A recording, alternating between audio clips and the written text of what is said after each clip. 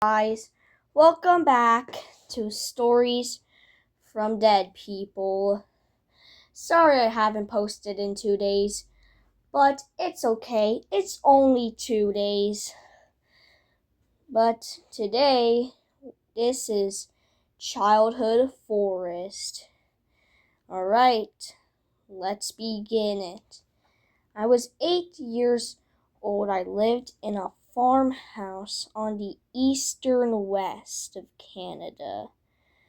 My favorite thing to do was mostly play chess. I'm pretty good at chess, but every night I like to sneak out of my house into the woods. It's peaceful, and the owl sounds is just music to my ears. It's fun out there. There is mud to step in, water to splash, but every time I go there, I always come back at 12:35. But one day, I saw a shadowy figure outside of my forest. I was confused. It was 10 feet tall, shadowy, and had bright eyes that was completely white. The eyes were so bright I could see the mud under him. But it was outside my forest. But when I turned back, it wasn't there. Then I looked, it was inside my forest. I was terrified. My hands were shaking so fast. I was sweating, breathing heavily, but then said 2 words. Your dad is dying today. Your dad is dying today. It kept saying that. It was saying it over and over and over and over. It was the only thing I could hear. Eventually, it was stuck in my head. Now inside my head, I was saying, your dad is dying today. I was too terrified. I went back inside. But then I saw it right near my porch. It was teleporting. Then I went to sleep, trying to forget about it. Until the next day, went there. I saw it. He was there. My dad, dead. I fell on the floor, trauma, crying over and over. But then I noticed slashes. Those claws, they were familiar. They were the exact same sharpness as the monster or whatever that shadowy figure was.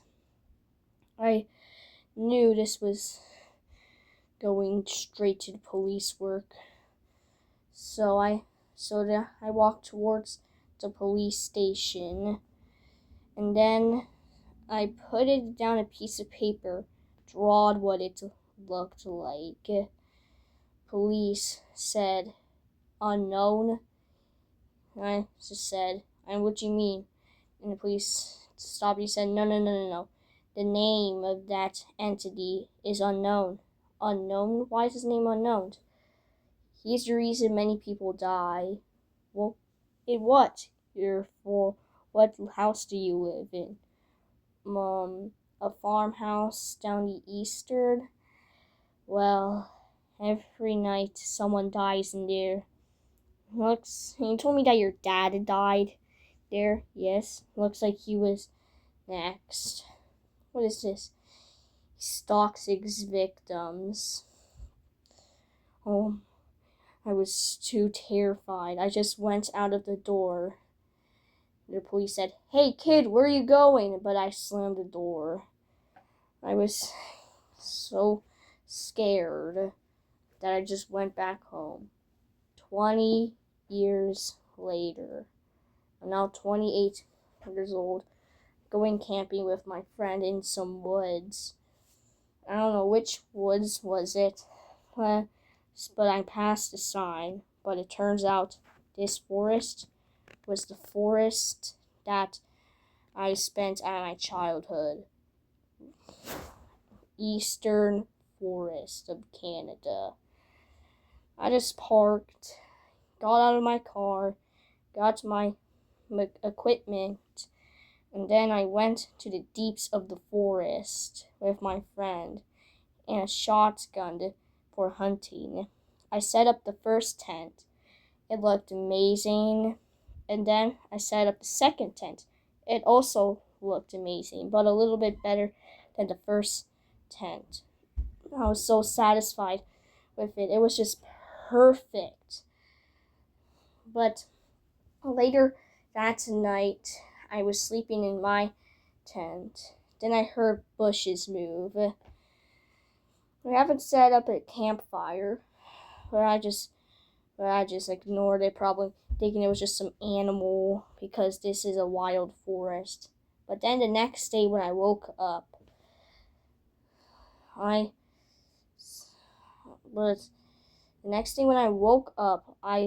kept thinking of something. I kept stuttering. What's going on, friend? Bob asked me. I kept stuttering. I think this is where my dad died. What do you mean died? What is this place?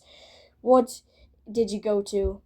And then I saw a path.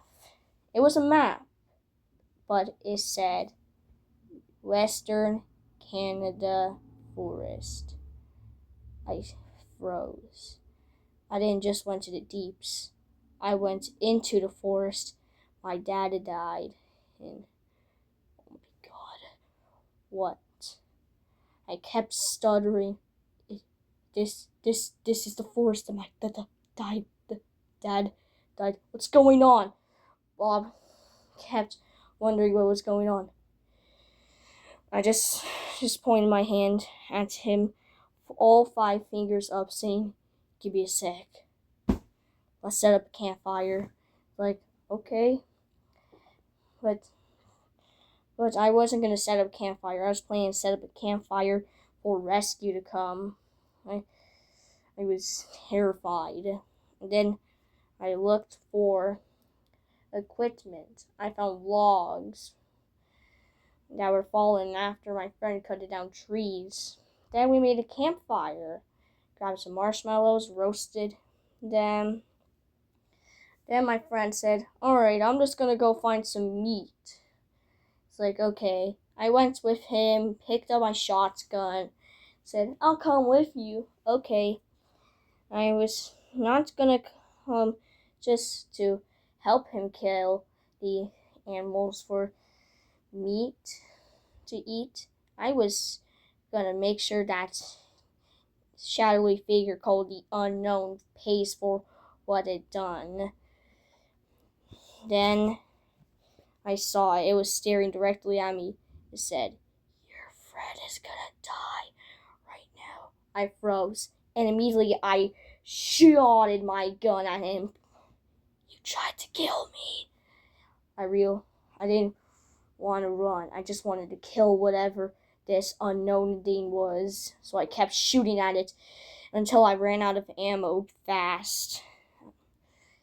Bad luck. But then it disappeared right in front of my eyes, out in the woods. Then I heard my friend yell, "Help me! Ah!" I quickly ran to where the sound was, saw a huge blood trail with one of his arms, but it was too late. My friend died. I froze in terror, but then I shined in my flashlight and said, "You ready to die now?"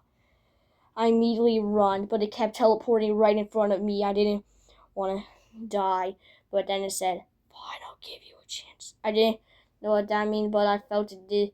See, I felt like I was gonna pass out. I fell on the ground.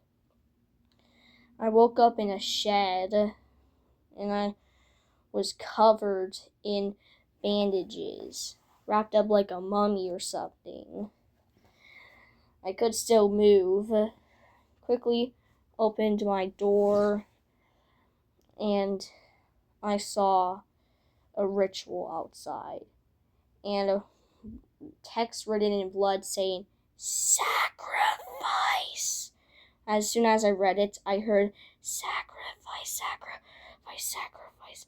And a shadowy figure was just standing over me before I died.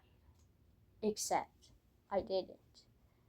I managed to survive the attack, crawling in desperate pain to a camper van. There I planned to write my SOS sign. There was a helicopter flying nearby. I quickly wrote SOS. Then the helicopter pilot noticed it and realized that I was in danger. He quickly went towards me in the helicopter. I was safe.